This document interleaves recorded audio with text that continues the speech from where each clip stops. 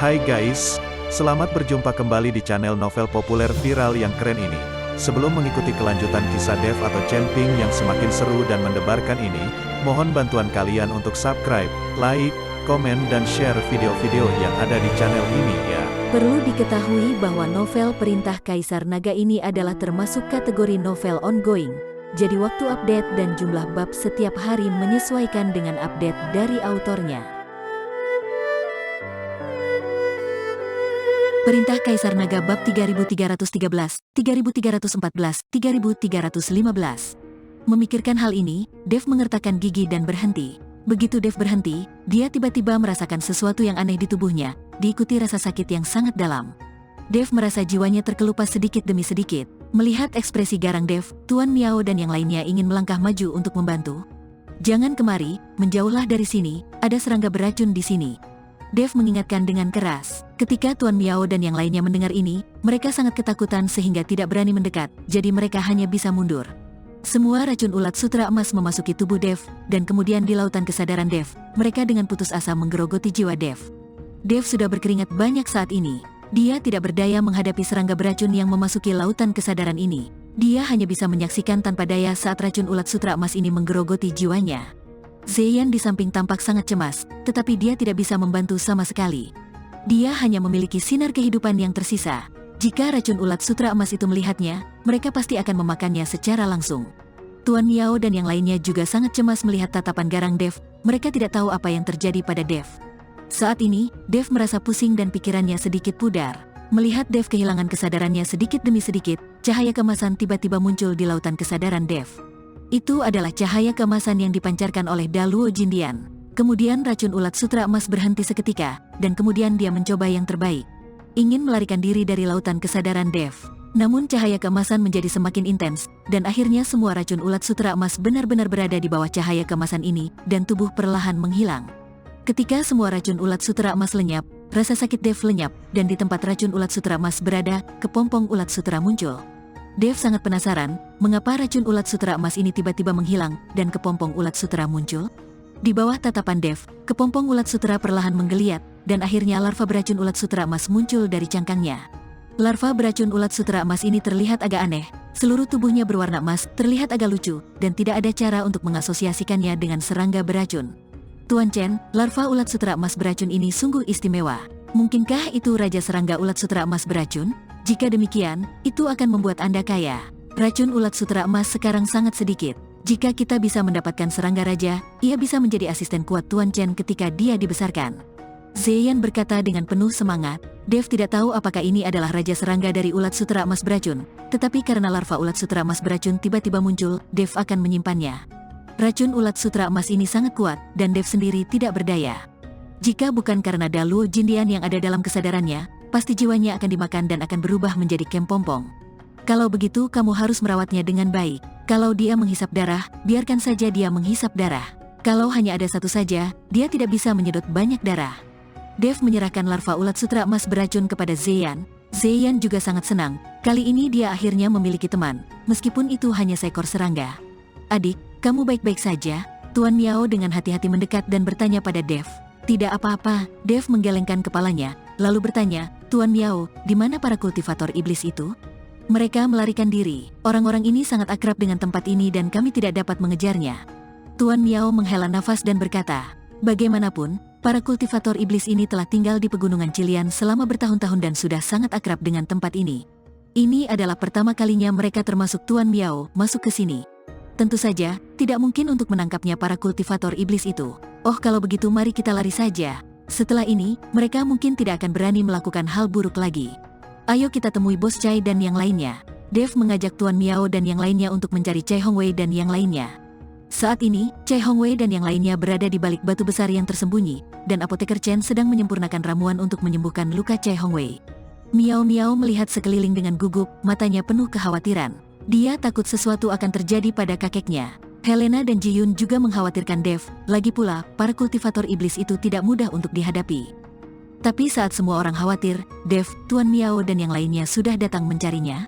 "Tuan Chen, apakah Anda baik-baik saja?" Saat Ji-Yun melihat Dev, dia buru-buru menyapanya.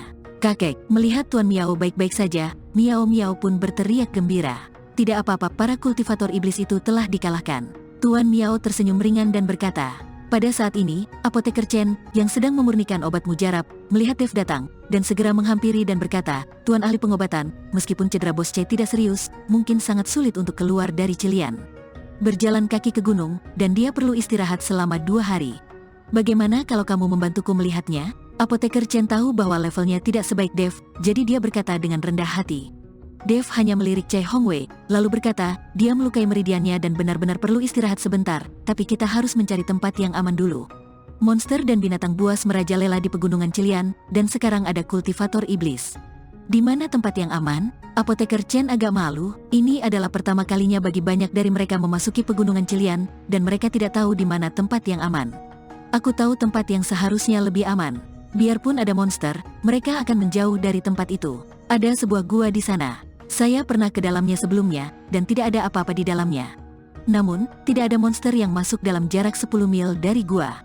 Ini sangat aneh, kata Chai Hongwei, dia telah berjalan di pegunungan Cilian berkali-kali, jadi wajar jika dia mengetahui beberapa tempat yang tidak diketahui orang lain. Bahkan monster pun tidak berani menginjakan kaki di sana. Dev tampak sedikit bingung setelah mendengar ini. Jika itu masalahnya, apakah ada sesuatu di tempat itu yang membuat monster takut? Saya berpikir begitu pada saat itu, tetapi saya memeriksa gua tersebut dan tidak menemukan apapun. Saya juga ragu apakah ada harta karun di tempat itu, tetapi saya tidak pernah menemukannya. Chai Hongwei mengikuti Dev dan menjelaskan, kalau begitu ayo kita pergi ke gua untuk beristirahat selama sehari dan menunggu sampai Bos Chai membaik sebelum kita melanjutkan perjalanan. Dev menyarankan, semua orang setuju dengan usulan Dev, lagi pula, tanpa Chai Hongwei yang memimpin, mereka tidak akan bisa keluar dari pegunungan Cilian. Terlebih lagi, pertempuran barusan membuat semua orang sangat lelah, mereka perlu istirahat yang baik dan memulihkan kekuatan spiritual mereka. Semua orang mendukung Chai Hongwei dan mulai menuju gua yang disebutkan Chai Hongwei. Di sisi lain, pengawal Gong juga bergabung dengan Penatua Fei dan yang lainnya. Yang seharusnya mereka mendapat kemenangan, malah merekalah sekarang yang dikejar. Sial, aku tidak menyangka anak ini akan memiliki master di sampingnya. Aku hampir terjerumus ke dalam masalah. Penatua Fei mengertakkan gigi dan berkata dengan marah. Penatua Fei, apa yang harus kita lakukan? Sekarang setelah para kultivator manusia bersatu, diperkirakan akan sulit bagi kita untuk menyerang Dev di pegunungan Cilian. Pengawal Gong bertanya, dia hampir kehilangan nyawanya, dan dia juga sudah melepaskan semua racun ulat sutra emas yang selama ini telah dia budidayakan, itu adalah kerugian yang sangat besar. Setelah pegunungan Cilian, kita akan mencapai kota matahari jatuh di wilayah selatan.